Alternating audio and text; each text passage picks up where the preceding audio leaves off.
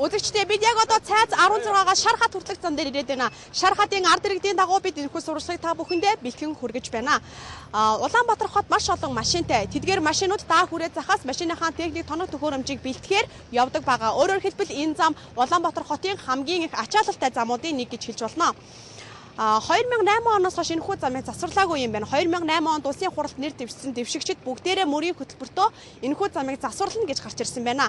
Одоо харин тэгвэл 2 жил өнгөрчгөөд байна. 2 жилийн дараа энэхүү зам байх байдгаараа байсаар л байна. Энэ зам там болжээ. Шалтгаан нь энэ замаар явдаг жолооч нар бүрэн бүтэн машинтай байна гэдэг үйлгэр. Иймээс л эндхийн оршин суугчид өнгөрсөн оны сонгуульд нэр дэвшиж, зам засна гэж үлсэн гишүүдэд итгэл үзүүлсэн. Харамсалтай нуух замыг засна гэсэн гишүүд худлаа амлсан болж таарч байна.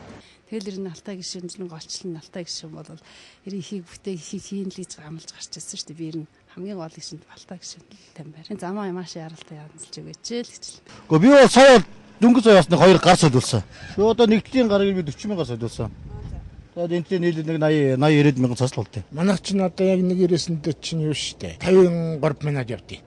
Замаас болоод хэдэн минут явж байна? Замаас болоод бид нар чинь одоо цаг хоцрох их биш. Өнөөдөр хичээл одоо интернет дандаа ярил салдагдлал ингээл үйж шин. Амарчин ном ингээд салхад ойролцоогоор хичнээн төргөний үнэтэй юм бэ? Нэг ном авах хэл 260 мянга шүү дээ. Тэгээ 2 ном солилох хичээл 400 мянган төгрөг болчихж байгаа шүү дээ. Номны Монголд өөрөөсөө гаргаж шүү дээ. Энд чинь нөгөө хоёрын машин учраас сард би нэг 400 мянган төгрөгийн л орлого байдаг шүү дээ. Тэгэл тэрнээс чинь татвар матваруугаар гар дээр 200 300 гаргаад авчих. Дараа нь бид замын цагдаагийн газраар орлоо. Олон нийтэд харилцах тасгийн ахлах байцаагч цагдаагийн ахмад их баттай уулзсан юм. Түүний хэлснээр уг зам дээр автомашинууд мөргөлдөж шүргэлдэх нь энгийн үндэслэл гэж байсан. За зүгээр осол хэрэг гарахын хувьд бол тодорхой хэмжээр гарна. За нэг хурд хэтрүүлдэггүй юм.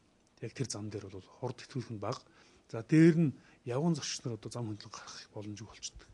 Тэнд одоо устай, шалбаагтай, эвдрэлтэй. За тэгээд тээврийн хэслийн тоо маш олон байдаг. Эрсдлийн авто тээврийн газрын засвар ашиглалтын хяналтын хилцээний дарга төр бэлэгтээ бид уулзлаа.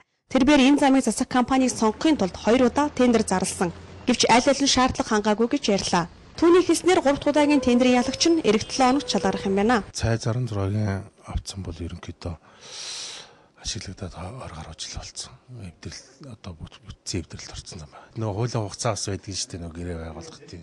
Тэгэхээр ерөнхийдөө 9 сарын 1-ээс л бараг эхлэх бол. За энэ бол одоо ингээд 9 сар гаргаад эхэлж байгаа ажил маань ерөнхийдөө хүүтэрнэ. Тийм ээ одоо 10 сар гаргаад хүүтэрчих. Тэгэхээр ер нь бид боломжоор ер нь энэ жил ашиглалтанд өгөхийг л бодно. Тэгээ одоо цаг хугацаа амжихгүй тохиолдолд дамжиж л гэдэг. Жилийн жилд хотын замын засварын асуудал яригддаг. 9-р сарын 1-ний буюу эд ачаалттай давхцаад замыг засаж эхэлж байна. Энэ нь эргээд иргэдийг бухимдуулж замын төгжрөл бөгдлөрлийг үүсгэнэ. Ер нь бол замын ажлыг нийслэлчүүд амарч байхад гэж тусгах боломж бий. Гэвч манайхны цаг хугацаатай давхцдаг. Аливаа ажлыг хоошин тавьдаг байдлаас болж жирийн та бид машин тэргээ чивдэж цаг заваач алдаж байна.